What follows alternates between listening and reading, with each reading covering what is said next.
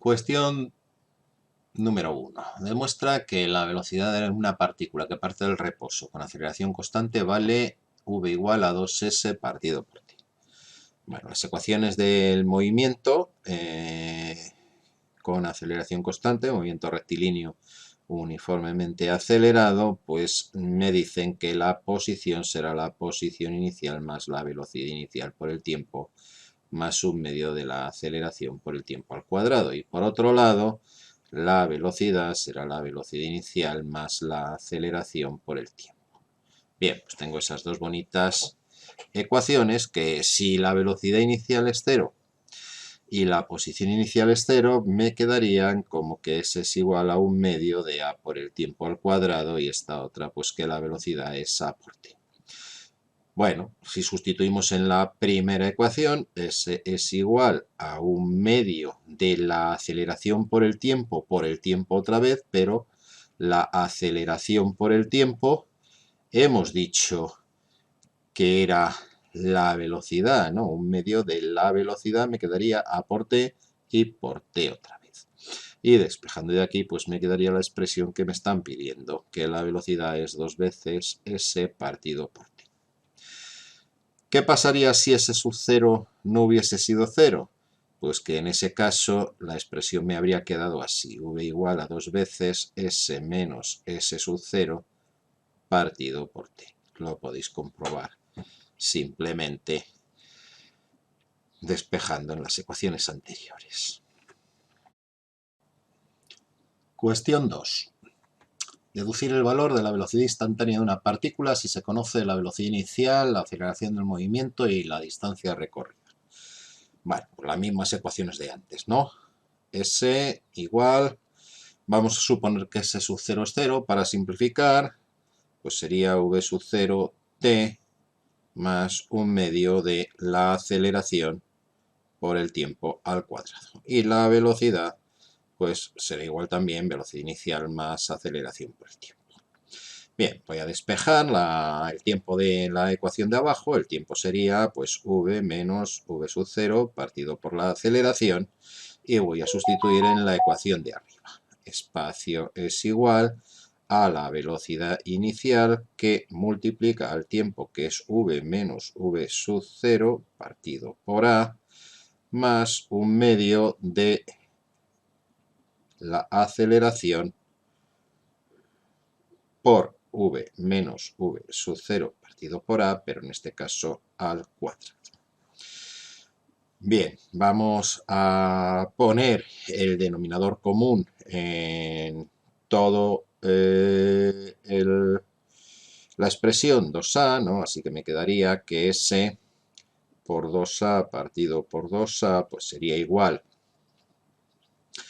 a 2 veces v sub 0 v menos 2 veces v sub 0 al cuadrado partido por 2a más, y aquí sería un medio de a partido por a al cuadrado, ahí ya tenemos el 2a, o sea que simplemente me quedaría lo de elevar v menos v sub 0 al cuadrado, que sería v al cuadrado menos 2 veces v por v sub 0 y más v sub 0 al cuadrado. Bien, pues vamos a ver qué cosas se nos pueden ir aquí. Pues evidentemente el denominador que acabamos de poner, 2a, pues lo podemos quitar. Y el 2 veces v sub 0v con el menos 2 veces v sub 0v también se puede ir. Y bueno, aquí nos quedaría este menos 2v sub 0 al cuadrado y ese v sub 0 al cuadrado, que también puedo simplificarlo y me quedaría algo mucho más sencillo, que es esto que estoy escribiendo ahora. 2 veces aceleración por s pues es igual a v al cuadrado menos v sub 0 elevado al cuadrado, que es la expresión esa que teníamos por ahí en el libro y que os dije que estaba prohibido usarlas salvo que demostraseis cómo se llegaba hasta ella, ¿verdad? Bueno, pues aquí tenéis el cómo se llega hasta ella. Como en realidad lo que me pedía era poner v en función de las otras, pues tendría que despejar de aquí y v sería la raíz cuadrada de v sub 0 al cuadrado. Un segundito, que quito esa raya que ha salido ahí, de v sub 0 al cuadrado más 2 veces la aceleración por s. Este 2 también ha salido un poquito raro. Vale, esa sería la expresión que estamos buscando. Si no hubiésemos puesto s sub 0 igual a 0, pues la expresión me habría quedado un pelín más complicada, pero tampoco mucho. 2 veces a por s menos s sub 0 igual a v al cuadrado menos v sub 0 al cuadrado. Lo podéis comprobar si queréis. Bueno, pasamos a la siguiente cuestión, cuestión 3. Me dice, indica de esos movimientos que se citan ahí, cuáles tienen velocidad v constante. Bueno, pues solamente el A. El A tiene una velocidad que es constante. Movimiento rectilíneo uniforme. El B, pues el B, movimiento circular uniforme, tendrá el módulo de la velocidad, sí que será constante, pero va cambiando la dirección, así que la velocidad no es constante. Recordamos, movimiento circular, la velocidad siempre es tangente a la trayectoria, pues esa velocidad y esta de aquí tendrán el mismo módulo, pero no serán iguales porque las direcciones, los sentidos van cambiando. Aquí, por ejemplo, pues la velocidad siempre tangente a la trayectoria. Ahí la velocidad sería esa, ¿no? Y vemos que aunque el módulo sea el mismo, pues la dirección va cambiando. Apartado C. Movimiento rectilíneo uniformemente acelerado. Aquí la dirección de la velocidad sí que será constante, pero el módulo irá cambiando en el movimiento rectilíneo uniformemente acelerado, ¿no? Así que la velocidad tampoco será constante. Recordad que aquí la velocidad en módulo era la velocidad inicial más la aceleración por el tiempo. Así que si la aceleración no es cero, pues esto va cambiando, no es constante. Apartado D. Un movimiento circular uniformemente acelerado. En el caso del movimiento circular uniformemente acelerado, ni el módulo de la velocidad es constante, ni la dirección tampoco, así que obviamente la velocidad ahí pues no es constante.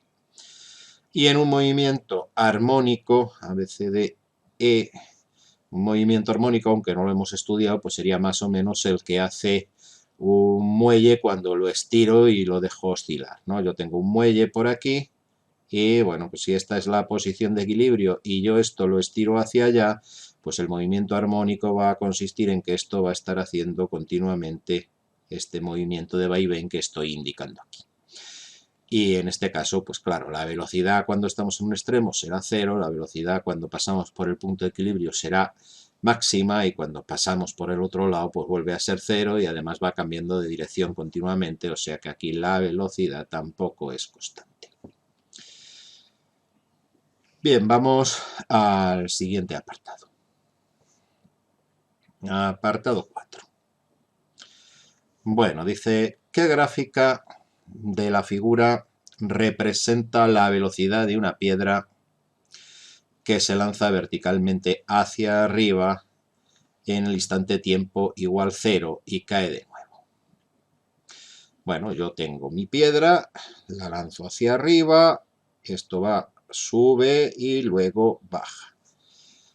Vamos a ver. Por ejemplo, al principio podemos suponer que la lanzo hacia arriba con una velocidad de 10 metros por segundo. ¿Qué es lo que va a ir haciendo esa piedra? Pues irá cada vez más despacito hasta que ahí en el punto más alto su velocidad será 0 metros por segundo. Y luego empezará a caer y su velocidad irá aumentando hasta que al final su velocidad pues volverá a ser menos 10 metros por segundo. El mismo valor numérico, pero el sentido opuesto, ¿no? Así que si nos fijamos en esos posibles valores de las velocidades de la piedra, vemos que la gráfica que se corresponde con la piedra pues es esta de aquí. Inicialmente la velocidad es 10, al cabo de cierto tiempo la velocidad es 0 y al cabo de cierto tiempo la velocidad es menos 10. Es decir, la gráfica que se corresponde con el dibujo sería la primera de las que tenéis aquí. La segunda gráfica, ¿con qué se correspondería? Aquí empezamos con una velocidad inicial que es 0, ¿verdad? Entonces, pues si esa velocidad inicial es 0, pues al principio estamos quietos. Y luego lo que hacemos es ir subiendo hasta alcanzar una determinada velocidad. Y luego la velocidad sigue siendo positiva hasta que nos paramos. ¿Qué podría ser eso? Pues podría ser un cohete de feria, ¿no? Yo tengo un cohete de feria, lo enciendo y cuando lo enciendo, al principio está quieto y empieza a acelerar, cada vez se mueve más deprisa, hasta que se gasta toda la pólvora. Cuando se gasta toda la pólvora, el cohete sigue subiendo, pero cada vez más despacito, hasta que en el punto más alto se para, ¿no? Se para un instante, luego empieza a caer. Bueno, pues aquí tenemos este primer tramo, es mientras se está quemando la pólvora. Este segundo tramo, pues podría ser el trocito este hasta que se para. Luego, naturalmente, esto seguiría y empezaría a tener velocidades negativas y a partir de ahí, pues tendríamos la gráfica parecida a la anterior.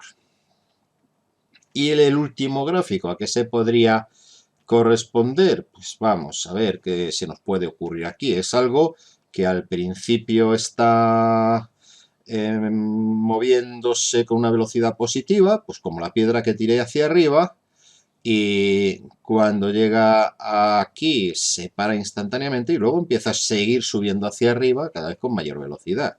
Pues este podría ser el mismo cohete de antes, pero que yo le he puesto una mecha larga, ¿vale? Entonces tengo una mecha larga y he lanzado el cohete hacia arriba con una determinada velocidad inicial, de tal forma que el cohete va subiendo y mientras va subiendo la mecha se va consumiendo, pero todavía no ha empezado a quemarse la pólvora y el cohete está subiendo simplemente porque yo lo tiré hacia arriba. Y lo he tirado de tal manera, con tal velocidad, que justamente cuando se para es cuando llega la mecha a estar en contacto con la pólvora y a partir de ahí empezamos a acelerar hacia arriba. Vale, entonces son tres casos totalmente diferentes. El más natural es el primero. El primero es simplemente la piedra que tiro hacia arriba, llega al punto más alto y luego empieza a bajar y es la primera de las gráficas la que me están pidiendo. ¿Qué valor debe tener la pendiente en cada tramo? Pues la pendiente de esta curva que tengo aquí, esta recta, perdón, pues es la aceleración de la gravedad. La aceleración de la gravedad, es decir, menos 10 metros segundo al cuadrado o menos 9,8 si afinamos un poquito más, ¿no? Esa sería la pendiente de esa recta, la aceleración de la gravedad, menos 9,8. Bien, vamos a pasar al siguiente ejercicio. Ejercicio 5. ¿Se puede desplazar una partícula sin aceleración a lo largo de una curva? Pues la respuesta es fácil. No. ¿Por qué? Porque si tú te estás desplazando a lo largo de una curva, pues recordad que había dos tipos de aceleraciones. Estaba la aceleración normal y la aceleración centrípeta. Perdón, la aceleración normal o centrípeta y la aceleración tangencial, que he puesto dos veces la misma. Y la aceleración tangencial. La aceleración tangencial lo que me daba es cuenta de la modificación en el módulo de la velocidad, cambios en el módulo. Así que tú puedes perfectamente seguir una trayectoria curvilínea como la que he pintado, siendo siempre el módulo de velocidad igual. Así que la aceleración tangencial sí puede ser 0. Pero la aceleración normal lo que me indicaba eran los cambios en la dirección. Y si la trayectoria es curvilínea, siempre va a haber cambios en la dirección. Así que aceleración normal tenemos que tener sí o sí. La tangencial puede ser que no lo tengamos, pero la normal sí. Recordad que la aceleración normal siempre era perpendicular a la curva y siempre iba en la dirección de la parte cóncava de la curva, ¿vale? Bien, pues no podemos desplazar una partícula sin aceleración a lo largo de una curva. Tiene que tener al menos aceleración normal, ¿de acuerdo? Siguiente ejercicio, 6. Deducir que la expresión r por omega al cuadrado tiene dimensiones de aceleración. ¿Qué dimensiones tiene r ¿Qué es un radio por la velocidad angular al cuadrado? Pues el radio se mide en metros y la velocidad angular en radianes partido por segundo, pero como van al cuadrado, pues al cuadrado. Pero radianes es adimensional. Recordad que radianes es una magnitud auxiliar del Sistema Internacional de Unidades. Así que esto es totalmente equivalente a metros partido por radianes. Es como si no estuviera radianes al cuadrado partido por segundo al cuadrado. Metros partido por segundo al cuadrado, que son dimensiones de aceleración. ¿Qué aceleración es esta? Pues esa es la aceleración normal. Recordad que decíamos que aceleración normal era la velocidad al cuadrado partido por r, pero como la velocidad era omega multiplicado por r, sustituyendo aquí podíamos escribir omega al cuadrado por r al cuadrado partido por r, y esto me quedaría omega al cuadrado por r, o cambiando el orden, r por omega al cuadrado, que es lo que nos han dicho, es decir, es la aceleración normal. Y por fin, ejercicio número 7, por fin en esta página, quiero decir, ¿qué dirección y sentido tiene la aceleración de un punto que recorre una circunferencia con velocidad v constante?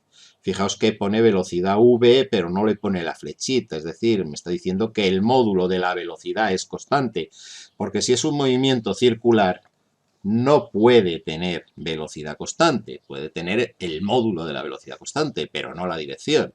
Si esta es mi circunferencia, vamos a pintar una circunferencia por aquí. A ver, ¿dónde está esa circunferencia? Esta, por ejemplo, ¿verdad? Pues con esa bonita circunferencia, la aceleración normal en un movimiento circular uniforme siempre apunta al centro de la circunferencia, centro de curvatura, pero en el caso de una circunferencia, pues es el centro de la circunferencia. Así que esa sería la dirección de la aceleración. Si hubiese además una aceleración tangencial, pues eso sería, si la velocidad no fuese constante en módulo, pues la suma de las dos velocidades no apuntaría al centro, pero de las dos aceleraciones, perdón, pero la aceleración normal siempre apunta hacia el centro, ¿vale? Así que esa sería la dirección y sería el sentido, perpendicular a la circunferencia y apuntando hacia el centro. Bien, pasamos a la siguiente página y por lo tanto al siguiente ejercicio.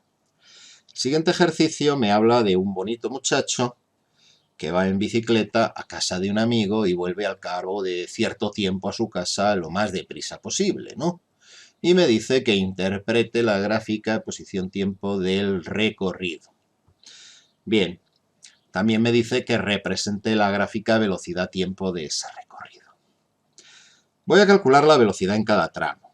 Es decir, aquí tengo el tramo 1, vamos a ver si me deja pintar esto.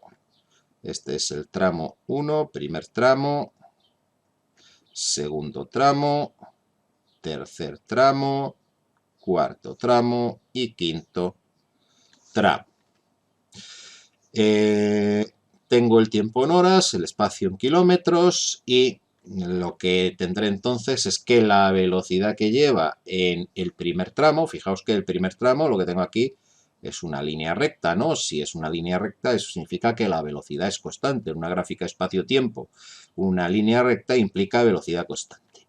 ¿Cuál será la velocidad? La posición final 3 menos la inicial 0, 3 menos 0 partido por el tiempo, 0,4 dividido por 0, 0,4, dividido no, menos 0, ¿vale?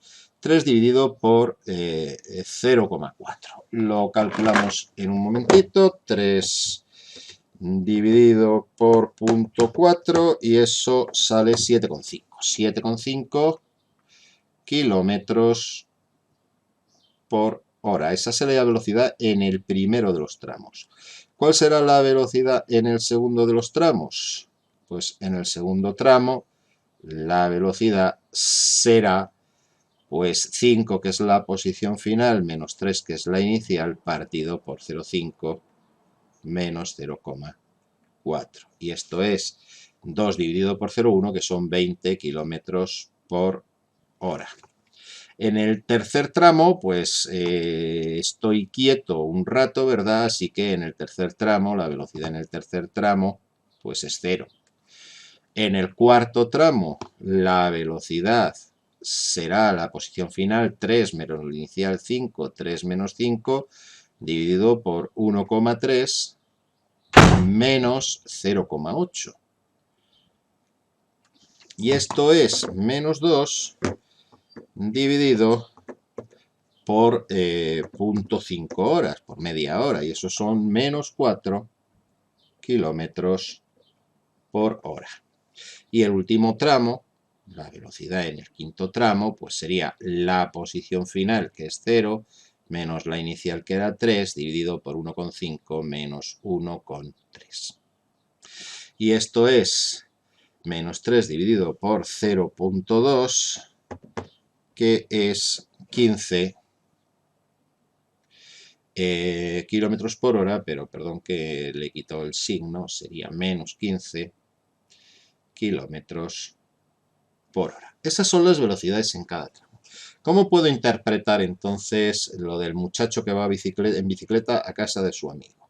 Bueno, pues puedo interpretar que en el primer tramo, desde el tiempo 0 hasta el tiempo 0,4, pues está subiendo una pequeña cuesta porque va con una velocidad de 7,5 kilómetros por hora. Y justo ahí, a los 3 kilómetros, empieza una cuesta abajo y como la cuesta abajo le permite ir más rápido, pues va a 20 kilómetros por hora. Luego, lo que hace es quedarse un ratito en casa del amigo, desde las 0,5 hasta las 0,8 horas, y luego vuelve a su casa. Y ahora pues pasa justo lo contrario. Ahora esa cuesta que bajó antes, ahora la tiene que subir. Por eso va con una velocidad de solo 4 kilómetros por hora. Es una cuesta bastante empinada y el signo menos significa que va hacia atrás, está volviendo hacia su casa, ¿no? Y la velocidad en el último tramo, pues si en el último tramo cuando salió de su casa había una cuesta arriba, pues ahora cuando vuelve hay una cuesta abajo y puede ir un poquito más deprisa con una velocidad de menos 15 kilómetros por hora. Esa sería la interpretación que podríamos dar a esto. Bueno, aquí hemos puesto la gráfica velocidad-tiempo de este movimiento. En los primeros 4 décimas de hora, pues se está moviendo a una velocidad de 7,5, lo que hemos calculado aquí. La siguiente décima de hora, de 0,4 a 0,5 horas, con una velocidad de 20. Luego con una velocidad 0 está otras 3 décimas de hora. 5 décimas de hora más se está moviendo con una velocidad negativa de menos 4 kilómetros por hora. Y por fin, con una velocidad de menos 15 kilómetros por hora, se está moviendo 2 décimas de hora más. Así que esta sería la gráfica que nos han pedido. Ejercicio 9. Dice, la trayectoria de un móvil es la de la figura. Si entre A y B acelera, entre B y C se mueve con velocidad constante y entre C y D frena hasta pararse, representa el vector aceleración en el punto medio de los tramos que la posean. Bien, pues en el punto medio del tramo AB, más o menos por aquí, pues si ese cuerpo estaba acelerando, pues la aceleración tendrá el mismo sentido que el del movimiento. En el tramo BC está haciendo un movimiento con velocidad constante. Ojo, con velocidad constante se entiende que módulo, porque si está cambiando de dirección entre B y C, tiene que haber aceleración. ¿Y hacia dónde apunta esa aceleración? Pues apunta justo hacia el centro del arco de círculo que está describiendo. Es decir, aquí tendré una aceleración A, aquí tendré esta aceleración que será una aceleración normal porque irá dirigida hacia el centro, y entre C y D tendré una aceleración que será aceleración tangencial. En este caso, como está frenando, pues la aceleración tiene el sentido opuesto al del movimiento. Así que esta sería la aceleración en el tramo CD, esta sería la aceleración en el tramo AB, y esta aceleración normal sería la aceleración en el tramo BC. Vamos con el ejercicio 10. Me dice que represente la gráfica velocidad-tiempo del movimiento. Bien, pues para eso tendría que calcular las velocidades al final de cada tramo. ¿Cuál es la velocidad al final del primer tramo? Pues decía que partía del reposo, ¿no? Así que la velocidad al final del primer tramo, si esto le llamo A, esto B, a esto C y a esto D, sería la velocidad al final del tramo AB, pues será la velocidad inicial, que es 0, más la aceleración, que es 10, por el tiempo, que son 2 segundos, pues estos son 20 metros por segundo. ¿Cuál será la velocidad en el tramo BC? La velocidad en el tramo BC pues va a ser 20 metros por segundo, que es la velocidad con la que terminó el primer tramo. ¿Cuál va a ser la velocidad al final del tramo CD? Al final del tramo CD la velocidad será la inicial, que es 20, menos 10 por los 2 segundos que está en ese tramo, es decir, 0 metros por segundo. Si representamos gráficamente eso, pues tendré esta gráfica que vamos a poner aquí. Vamos a ver dónde la tengo. Es esta de aquí, captura. Vale, pues esta es la gráfica de la que estoy hablando. La voy a poner así, en pequeñito, porque tampoco hace falta que sea mucho más grande. Bien, pues ya tendría el primer apartado. A, representar la gráfica velocidad-tiempo del movimiento. Empezamos con velocidad 0. Al cabo de 2 segundos la velocidad es 20, durante 2 segundos más la velocidad sigue siendo 20 y al final la velocidad es 0. Esa sería la gráfica velocidad-tiempo. ¿Cuál es la velocidad máxima en ese tramo? Pues esta de aquí, ¿no? 20 metros por segundo es la velocidad máxima que me han pedido. Eso sería el apartado B. Si esto es el A, pues esto sería el B.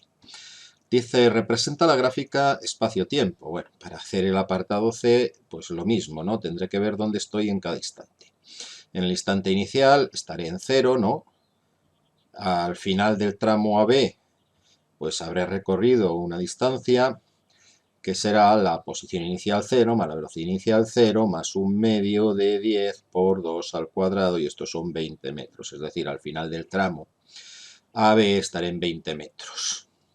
En el tramo BC al principio estaré en 20 metros y al final del tramo BC pues estaré en los 20 metros en los que estaba al principio, más la velocidad, que es 20 por 2 segundos, estaré a 60 metros.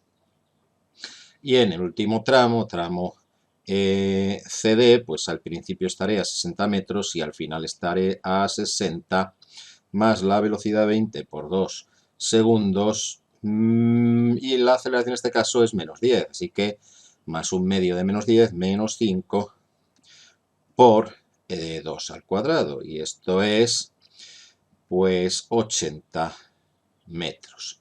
¿Cómo sería la gráfica espacio-tiempo? Pues la voy a poner aquí, que la he estado dibujando antes. Vamos a ver si la conseguimos poner, que es esta de aquí, ¿vale? Vamos a hacerla más pequeñita para que quepa en el hueco que le hemos dejado. A ver, una cosa así.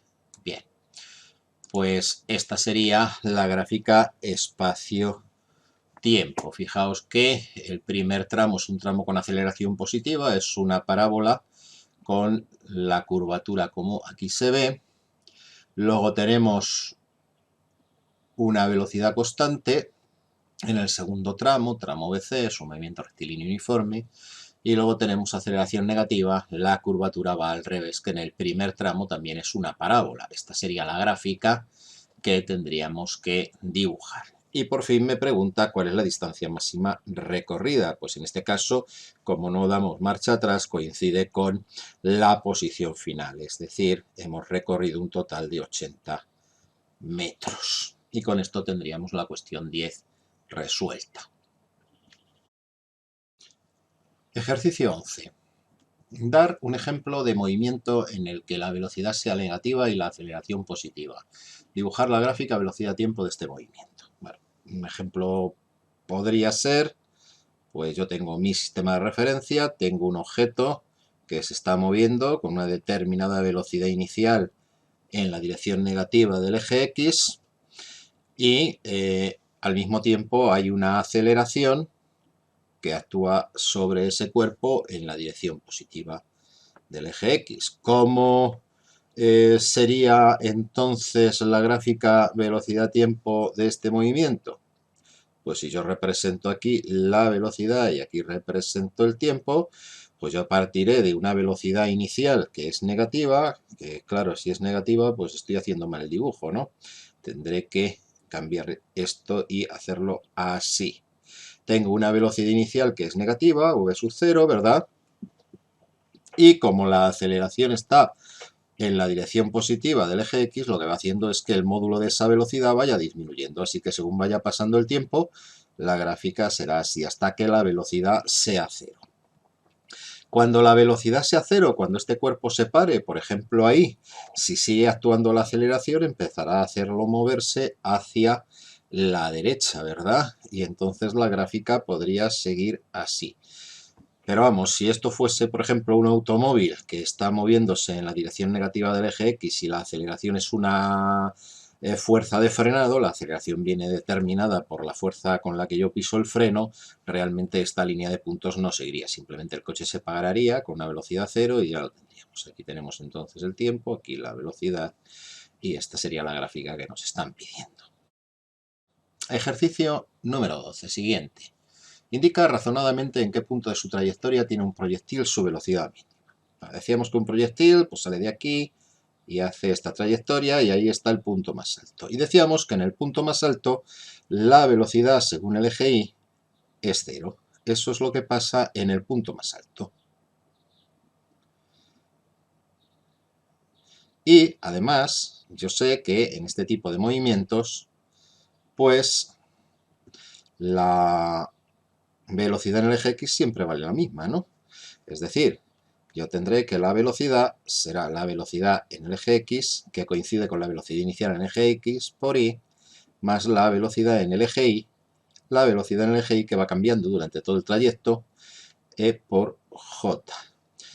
El módulo de esa velocidad será la raíz cuadrada de v sub 0x al cuadrado más v sub 0, perdón, v sub 0 no, v sub y al cuadrado, porque la velocidad en el eje Y sí que va cambiando. Velocidad en el eje Y al cuadrado. ¿Cuándo será esto más pequeño? Pues si esto siempre mide lo mismo, esto será más pequeño cuando la velocidad en el eje Y sea cero, es decir, en el punto más alto. Así que la velocidad será mínima en el punto más alto de la trayectoria, que es donde la velocidad según el eje Y es cero. Y luego tenemos la cuestión 13, que dice que una plataforma de circo gira uniformemente. Si yo tengo aquí la plataforma de circo, pues aquí están los payasos, aquí están los elefantes, aquí está el hombre que escupe fuego, ¿verdad? Y aquí está el público en las gradas y esta plataforma va girando para que el público pueda ir viendo todos los espectáculos que se desarrollan en cada punto de la plataforma de circo. Esto naturalmente solo lo tienen circos inmensos como los que funcionaban en Estados Unidos. Yo aquí en España no he visto nunca una pista de circo giratoria. Bien, me pregunta que si es un sistema inercial. Bueno, pues voy a poner aquí un momentito lo que veíamos al principio del tema de movimiento de la partícula. Pues primero de todo hablábamos de los sistemas de referencia. Decía, se denominan sistemas de referencia inerciales los que convencionalmente suponemos fijos o los que se desplazan rectilíneamente con movimiento uniforme. Bien, pues esta plataforma de circo está girando. Si está girando, no se está desplazando con un movimiento rectilíneo y uniforme. Por lo tanto, esta plataforma de circo es un sistema no inercial. ¿Vale? Así que no es un sistema inercial, es un sistema no inercial. ¿Por qué? Pues por lo que es un sistema inercial. Un sistema inercial pues es aquel que está en reposo o se desplaza con movimiento rectilíneo uniforme, y ese no es el caso que nos ocupa. Bien, pasamos a la siguiente página de ejercicios, donde tenemos el ejercicio número 14, que dice, se deja caer un cuerpo desde lo alto de una torre, deducir a qué distancia del suelo su velocidad es la mitad de la que adquiere cuando llega al suelo. Bueno, pues vamos entonces a dibujar aquí una torre, ¿verdad? Y dejamos caer un objeto desde aquí arriba, desde una altura h, que es la que me dice que es la altura de la torre, ¿verdad? Entonces, al principio la velocidad inicial será 0, ¿verdad? Y aquí al final, pues la velocidad será la velocidad final. Y me dice que en qué instante, o mejor, a qué distancia del suelo, la velocidad es la mitad de la que tiene cuando llegue al suelo. Bueno, las ecuaciones son las de siempre. I es igual a I sub 0 más velocidad inicial por el tiempo más 1/2 de la aceleración por el tiempo al cuadrado, que en nuestro caso se transformará en, a la altura I será igual a la posición inicial, que es h, más la velocidad inicial, que es 0 por el tiempo, y menos 4,9 por el tiempo t al cuadrado. Eso sería el tiempo que tarda en llegar a una altura i. Por otra parte, la velocidad será la velocidad inicial más la aceleración por el tiempo, que en nuestro caso, estamos hablando de gravedad, será que la velocidad pues, es igual a la velocidad inicial, que es 0, más la aceleración, que es menos 9,8 por t. Estas dos son las ecuaciones que me dan las distintas posiciones y velocidades en función del tiempo. Bien. ¿Cuánto tiempo tarda en llegar al suelo? Tiempo en llegar al suelo. Pues el tiempo que tardas en llegar al suelo, voy a poner aquí apartado A, será, bueno, pues el suelo está a una altura 0, ¿no? Y yo estaba a una altura h, y siguiendo con la ecuación, menos 4,9 por t al cuadrado. Y despejando de aquí, el tiempo que tardas en llegar al suelo, pues será h partido por 4,9 y habrá que sacar la raíz cuadrada de ese. Ese es el tiempo que tardas en llegar al suelo. ¿Qué velocidad tienes cuando llegas al suelo? La velocidad que tienes cuando llegas al suelo será menos 9,8 multiplicado por el tiempo, pero el tiempo era la raíz cuadrada de h partido por 4,9, ¿verdad? Vale, esta es la velocidad al llegar al suelo. Voy a poner aquí, en vez de v, velocidad cuando llego al suelo. Bien, ¿y ahora qué? Pues ahora voy a ver cuándo es la velocidad la mitad de eso, ¿no? Porque me dice cuándo o a qué distancia del suelo la velocidad es la mitad de la que tiene cuando llega al suelo. La velocidad entonces que me pide, voy a llamar la velocidad del problema, será la mitad de esta, será 1/2 de la velocidad cuando llega al suelo, o lo que es lo mismo, menos 9,8 partido por 2, menos 4,9 por raíz cuadrada de h partido por 4,9. Esa es la velocidad que yo quiero tener. Bueno, pues ahora voy a aplicar esta expresión para calcular cuánto tiempo es el tiempo problema, es decir, el tiempo que tarda en alcanzar esa velocidad. Con lo cual, esa velocidad, que es menos 4,9 por raíz cuadrada de h partido por 4,9, pues será igual a menos 9,8 por el tiempo que tarda en alcanzar esa velocidad. El tiempo, voy a seguir llamándole tiempo problema para homogeneizar esto. El menos 9,8 va a pasar dividiendo al otro lado y me queda menos 4,9 entre menos 9,8 es 1/2, ¿no? Así que me sale que el tiempo problema pues es 1/2 de la raíz cuadrada de h partido por 4,9. Ese es el tiempo problema. El tiempo que tarda en llegar a tener la mitad de la velocidad que tiene cuando llega al suelo. Y ahora voy a aplicar esta otra expresión, I, que es igual a h menos 4,9 por el tiempo problema al cuadrado, es decir, esto de aquí al cuadrado, por 1/2 por la raíz de h partido por 4,9, todo eso elevado al cuadrado. Esto es h menos 4,9 por 1/4 por h partido por 4,9. El 4,9 y el 4,9 se me van a ir y me queda h menos un cuarto de h. Y h menos un cuarto de h, pues es... Perdón, que he cogido el lápiz que no era. A ver si lo cojo. Este de aquí, eso es. Esto sería 3 cuartos de h. Es decir, ¿a qué altura tiene la mitad de la velocidad que tiene cuando llega al suelo? Pues si yo divido esta altura en 4 cachitos, 1, 2, 3 y 4, pues a esta altura de aquí, ahí es donde tiene esa velocidad. Esta altura de aquí es 3/4 partes de la altura inicial. Así que esa es la solución del ejercicio número 14. Bien, vamos a seguir con el ejercicio. Vamos a seguir con el siguiente ejercicio, mejor dicho. Siguiente ejercicio, que es el ejercicio número 15. El ejercicio número 15, que dice lo siguiente: deducir la velocidad del extremo de la aguja del segundero de un cronómetro que mide 12 milímetros y deducir también su frecuencia. Bueno, pues un segundero de un cronómetro da una vuelta cada minuto, ¿no? Cada minuto pues hace los 60 segundos de la vuelta completa.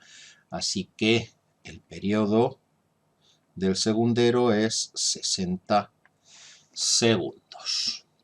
¿Cuál será la frecuencia? Pues la frecuencia será la inversa del periodo, ¿no? Es decir, un 60avo de hercio. Por lo que es lo mismo un 60avo de segundo a la menos 1. ¿Cuál será la velocidad angular? La velocidad angular es 2pi partido por el periodo o 2pi multiplicado por la frecuencia, es decir, 2 por pi partido por 60, pi 30avos de radianes partido por segundo. Esa sería la velocidad angular. ¿Cuál será la velocidad lineal?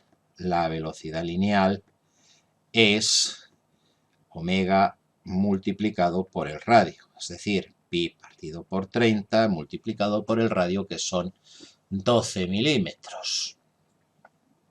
12 milímetros en metros es 12 por 10 elevado a menos 3 metros.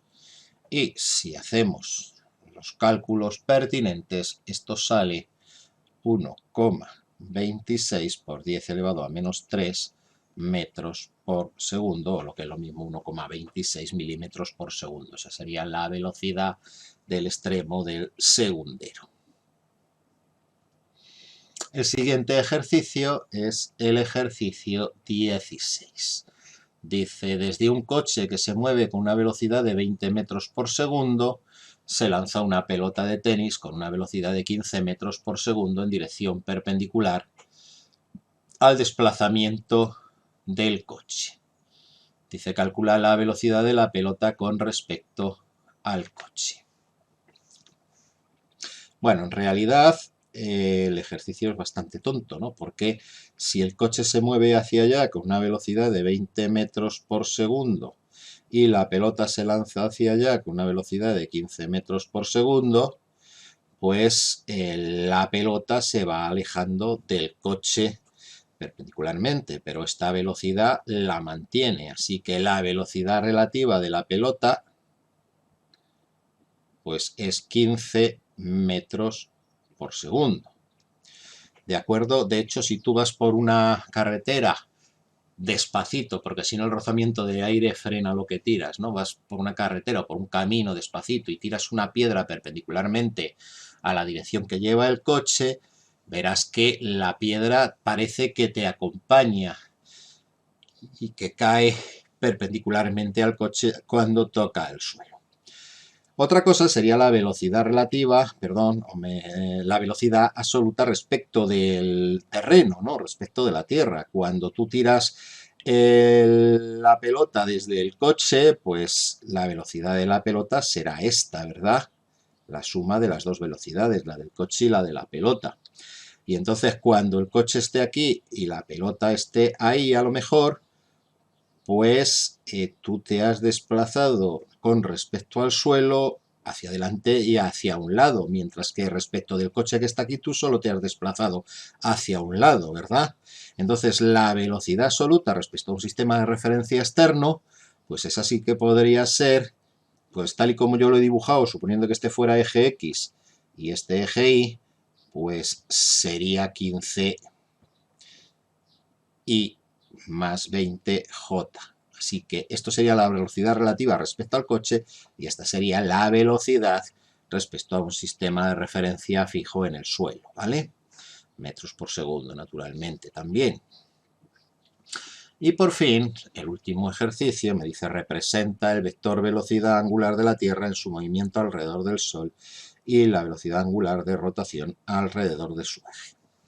Bueno, la velocidad angular creo que no os lo llegué a contar, o tampoco era relevante en ese momento, pues es un vector en realidad. Voy a irme un momentito al apartado de teoría, donde habla de velocidad angular. Un segundito, a ver si lo encuentro. Vamos a ver. Armónico. Bien. Velocidad angular. Bien, aquí la tenemos. Voy a ponerlo aquí y os lo repaso brevemente.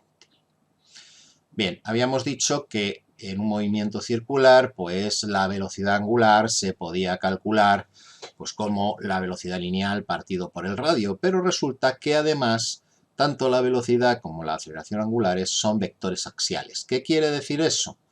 Pues que están relacionados con la rotación en torno a un eje, de ahí lo de axial, ¿no?